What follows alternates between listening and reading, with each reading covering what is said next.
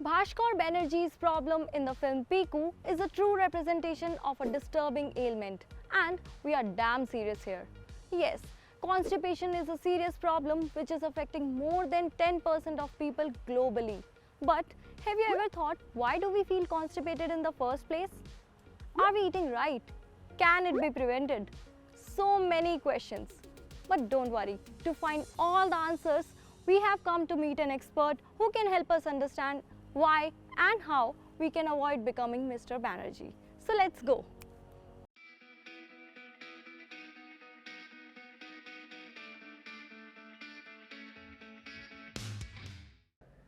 So today we have Meenal Pathak with us.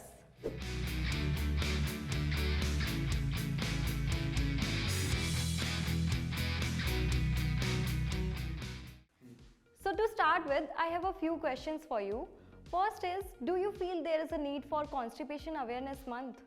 I think definitely there was a need for constipation awareness month because हम cardio health के बारे में बहुत बात करते हैं. इनफैक्ट आजकल ब्रेस्ट अवेयरनेस के लिए भी बहुत कैंपेन्स चल रहे हैं. बट कॉन्स्टिपेशन एक ऐसा स्टिग्मा है जिसके बारे में कोई बात नहीं करना चाहता, जबकि हर किसी को कभी ना कभी अपनी लाइफ में इसके थ्रू जरूर गुजरना पड़ा है.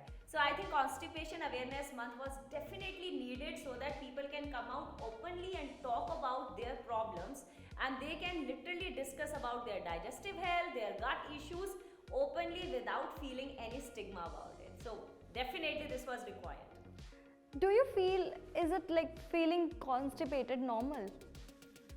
I think once in a while it's okay to feel constipated because हम लोग बहुत बाहर का खाना खाते हैं और आजकल हमारे लाइफस्टाइल्स भी ऐसे हैं कि कई बार पूरा दिन बैठ के हम अपने प्रोजेक्ट्स पे काम करते हैं. सो या once in a while is okay.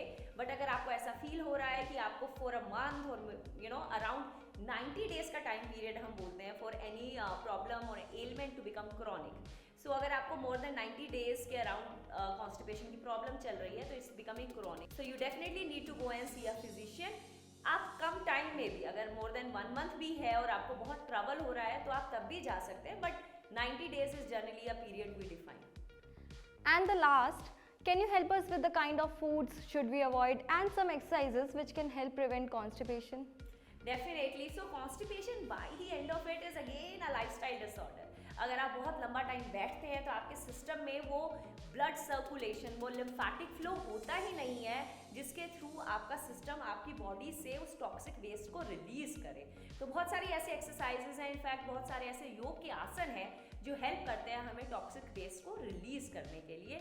Plus you have to make sure कि आपकी डाइट में ना एक बैलेंस होना चाहिए. आपकी डाइट में फाइबर रिच फूड जरूर होना चाहिए और बहुत कम मात्रा में प्रोसेस्ड फूड होना चाहिए. जितना ज़्यादा आप प्रोसेस्ड खाएंगे, जितना ज़्यादा आप मैदा खाएंगे, चीनी खाएंगे, तला भुना स्पाइसी फूड खाएंगे, उतना ज़्यादा आपकी गट हेल्थ इम्पैक्ट होगी और उतना ही ज़्यादा आपको कॉन्स्टिपेशन की प्रॉब्लम रहेगी. इट्स नॉट सरप्राइजिंग कि आजकल छोटे बच्चे 9, 10, 11, 12 ईयर्स के बच्चों को कॉन्स्टिपेशन की प्रॉब्लम हो रही है. That is because of the diet, that is because of the lifestyle. आजकल बच्चे सिर्फ वीडियो गेम्स, टीवी, स्क्रीन्स इसी पे टिके रहते हैं. सो उनकी जो एक्टिविटी लेवल है वो बहुत कम हो गया है. खाना बहुत ज़्यादा बर्गर्स और पिज़्ज़ास तक लिमिटेड हो गया है. कोई भी घर का फ्रेश दाल चावल खाना नहीं खा रहा है. सैलड्स तो कोई ले ही नहीं रहा है डाइट में. तो आप सोचिए कि आपकी गट हेल्थ कहाँ से आएगी. सो आपकी बॉडी में उस तरह से अगर फाइबर ही नहीं है तो आपके सिस्टम क्लेंस कैसे हो. And can you suggest some exercises so that definitely. In fact Sheetal, आपको मेरे साथ वो एक्सरसाइज करनी चाहिए. तो आइए हम इकट्ठे मिलके वो एक्सरसाइज करते हैं. let's do.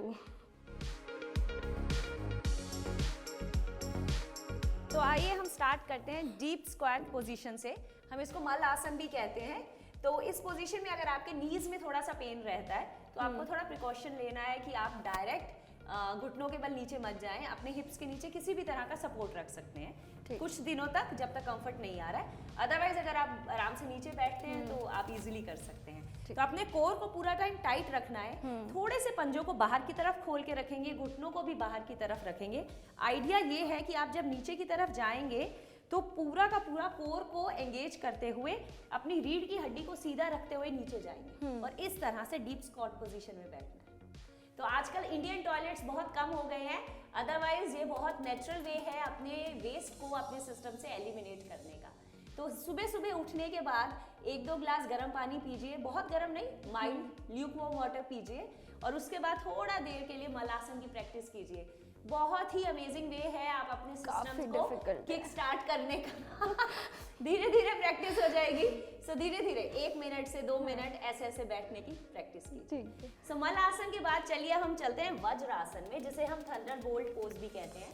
अब अपने दोनों घुटनों को जोड़ेंगे, अपने पंजों को भी जोड़ लेंगे और अपने हिप्स के साथ अपने एंकल्स पे प्रेशर लगाते हुए सीधा बैठेंगे। आगे की तरफ खींचेंगे ही नहीं बॉडी को, अपने हाथों को सिर्फ नीज पे रख लेंगे।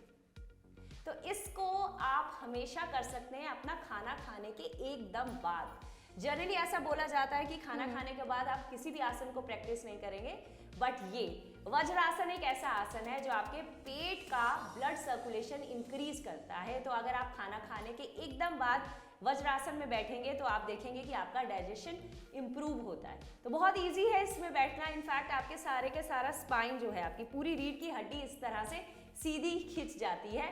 तो आप खाना खाने के बाद अगर आप घूम नहीं पा रहे हैं, मूव नहीं कर पा रहे हैं, तो वज्रासन में बैठिए और जल्दी से अपने खाने को डाइजेस्ट कीजिए। और इसके बाद हम करते हैं अपना थर्ड आसन, जिसका नाम है मंडूक आसन। आपको गैस, एसिडिटी, ब्लोटिंग, पेट से रिलेटेड कोई भी प्रॉब्लम है, उसके लिए मंडूक आसन बहुत ही अमेजिंग आसन है। बस उन सभी लोगों को जिनको थोड़ा सा सर्वाइकल या स्पॉन्डिलाइटिस की प्रॉब्लम रहती है, वो अपने नेक को बहुत आगे खींच के नीचे नहीं रखेंगे, अपनी स्पाइन से नेक को न्यूट्रल रखेंगे। तो अपने अंगूठों को अंदर दबाते हुए उंगलियों को ऊपर की तरफ से गोल कर लीजिए। नाभि के नीचे पेट की तरफ अपनी मुट्ठी को दबाएंगे, लंबी गहरी सांस भरेंगे, सांस को छोड़ते हुए आगे की तरफ प्रेस करते हुए नीचे। जब आप प्रेस करते हुए नीचे आएंगे तो सिर्फ उतना ही जाइए जितना आप जा सकते हैं। अगर पहली बार थोड़ा सा हेजी लग रहा है, ब्लड फ्लो इंक्रीज हो रहा है ब्रेन में, तो चक्कर जैसा लग रहा है, तो आंखों को खोल के रखिए धीरे धीरे। मुझे पता है इसमें थोड़ा सा डिजी लगता है सभी को, बिकॉज एक तो आपने अपनी मुट्ठी से जो पेट पे रखा है वो आपका पावर हाउस होता है। तो आपका जो मणिपुरा चक्र है वो आपका पूरे सिस्टम का पावर हाउस है। आप उसको ट्रिगर कर रहे हैं, इनिशिएट कर रहे हैं। उसके बाद अगर इस तरह से आप हेड को डाउन करते हैं तो बहुत सारे लोगों को डिजी भी लगता है। तो धीरे धीरे करके करेंगे। इनफैक्ट आप देखेंगे कि आपके पूरी फिस्ट में पसीना आ जाएगा। सिर्फ 10 से 15-20 सेकंड किया होगा हमने, इतना इफेक्टिव है ये पोज। तो ये आपका पूरा मेटाबॉलिक एक्टिविटी है उसको स्टार्ट करता है। तो अगर आपको डाइजेशन की प्रॉब्लम रहती है और खाना अच्छे से डाइजेस्ट नहीं रहता है, गट हेल्थ की प्रॉब्लम रहती है, तो ये तीनों आसन इसी क्रिया में करेंगे। मतलब आप सबसे पहले मलासन करेंगे, उसके बाद वज्रासन करेंगे, उसके बाद मंडूकासन करेंगे। देखिए कितना फायदा लगता है आपको। कुछ ही हफ्तों में आपको डिफरेंस पता लग जाएगा। So guys, next time you feel constipated, make sure you follow what she said. And keep watching Sosha for more updates on health and everything else. Bye.